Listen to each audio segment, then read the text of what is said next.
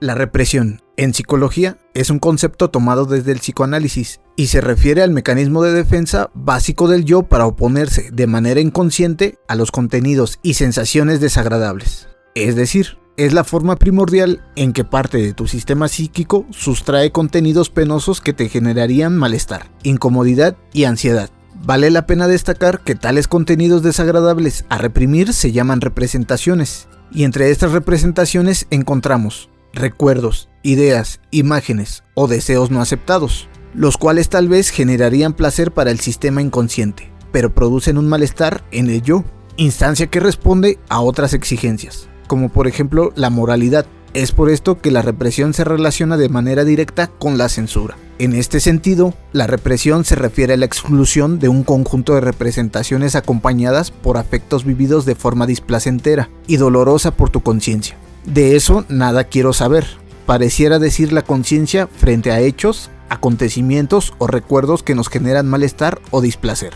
A partir de esta operación, el contenido afectivo ligado a estas representaciones queda estrangulado, asfixiado y se asocia a otras representaciones inconscientes.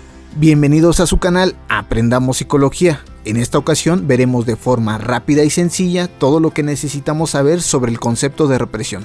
¿Listos? Aquí vamos. Primero veamos la represión según Freud. Fue Freud quien sistematizó la teoría de la represión. Según el padre del psicoanálisis, la función principal de este mecanismo es evitar el displacer. La represión posee tres fases interconectadas: primaria, secundaria y el retorno de lo reprimido. Represión primaria es el mecanismo que separa y busca eliminar las representaciones pulsionales de los afectos conscientes. Es decir, es la operación psíquica donde se excluyen anhelos, ideas, imágenes, pensamientos y recuerdos displacenteros no admitidos por el preconsciente y el consciente.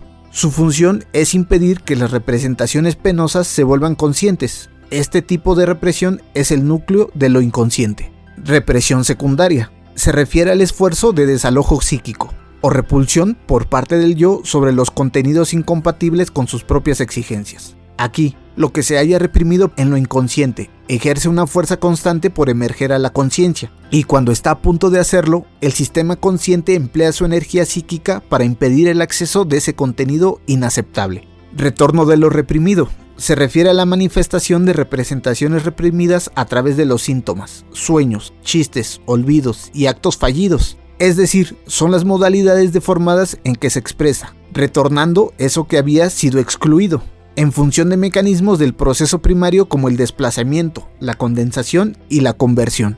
¿Cómo actúa la represión?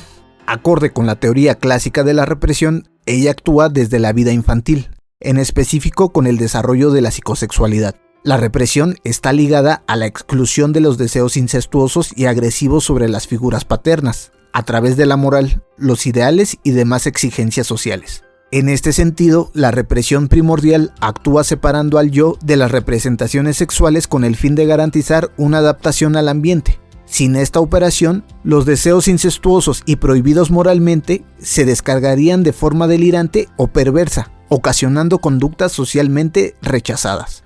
Ahora, ¿cómo la represión produce el inconsciente? Como hemos visto, la represión expulsa de la conciencia los recuerdos, ideas, pensamientos, imágenes y deseos que no son aceptados por el yo. En consecuencia, dichos contenidos, al no estar en el sistema consciente, deben dirigirse a otro campo. Nos referimos al inconsciente. El inconsciente es la instancia donde habitan las pulsiones, o sea, las fuerzas primitivas que buscan una satisfacción inmediata. De esta manera, la represión como mecanismo fundamental separa al sistema consciente de los contenidos primitivos asociados a las pulsiones sexuales de la vida infantil, alojando tales representaciones en el sistema inconsciente. Bien dice Freud que lo reprimido perdura también en los hombres normales. ¿Qué son los deseos reprimidos? Es conveniente aclarar que para el psicoanálisis freudiano, los deseos son impulsos psíquicos que tienden a satisfacer las necesidades del organismo. Y dichos impulsos están ligados al conjunto de representaciones y percepciones que en algún momento satisfizo dichas necesidades. En este sentido, los deseos inconscientes forman parte de nuestra realidad psíquica y determinan la manera en que nos dirigimos a las cosas y el mundo para obtener una satisfacción. Los deseos reprimidos se configuran desde las fantasías originarias de la primera infancia, momento en el que fueron excluidas las representaciones que acompañaron a las satisfacciones, por vía de la represión primaria. Por tanto, los deseos reprimidos principalmente están constituidos por los deseos sexuales incestuosos y las fantasías de seducción, la envidia y la fantasía de fusión, deseos de que el rival paterno desaparezca, deseos de destrucción y autodestrucción. ¿Y qué pasa con los sentimientos reprimidos? Los sentimientos que acompañan a las representaciones reprimidas quedan estrangulados, por consiguiente no pueden expresarse ni descargarse adecuadamente. En este sentido, los sentimientos no podrán acceder al plano simbólico ni circular libremente en la conciencia. Pero, como reza el refrán, emociones que se callan gritan en el cuerpo.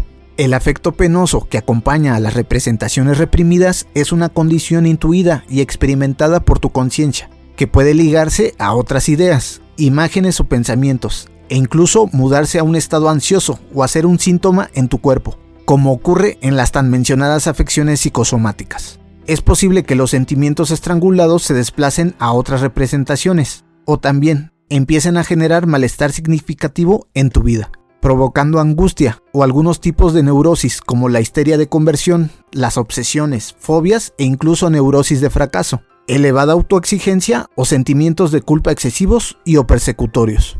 La ira como sentimiento reprimido.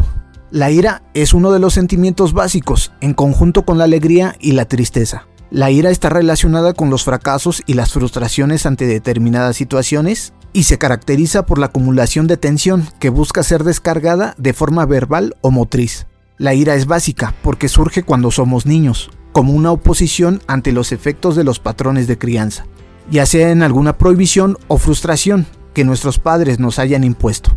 De allí que dicha emoción se constele en berrinches y en los deseos edípicos de parricidio.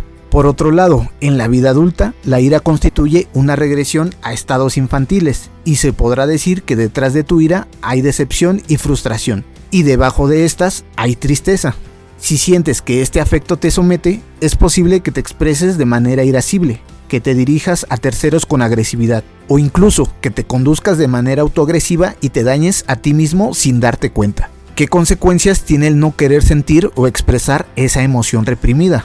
La ira surge de la no aceptación de la realidad o de alguna parte de tu self. Si no quieres sentir esa sensación es debido a que no aceptas el juego o dinámica de la vida y tendrás dificultades para asumirte como sujeto adulto. Una de las consecuencias de evadir esta sensación es la acumulación del quantum de afecto, produciéndose el odio, ya sea ante alguna situación, objeto o persona. El odio es una de las caras del amor, en tanto que es amar frustradamente. Por lo tanto, esta sensación puede tener consecuencias negativas en la manera como percibes la realidad, las relaciones interpersonales y a ti mismo, generando sufrimientos como resentimientos y relaciones conflictivas, sentimiento de culpa, ansiedades, irritabilidad constante, insomnio, melancolía, altos niveles de estrés, riesgos de padecer enfermedades cardíacas, impaciencia y frustración, inervaciones de la ira en forma de síntomas o adicciones como una forma compulsiva de destruirte. ¿Cuáles son las medidas represivas? Las medidas represivas o precautorias se refieren a las funciones de la censura sobre los derivados de los contenidos inconscientes, es decir, las modalidades en que evitas pensamientos, imágenes, deseos y fantasías a través del olvido.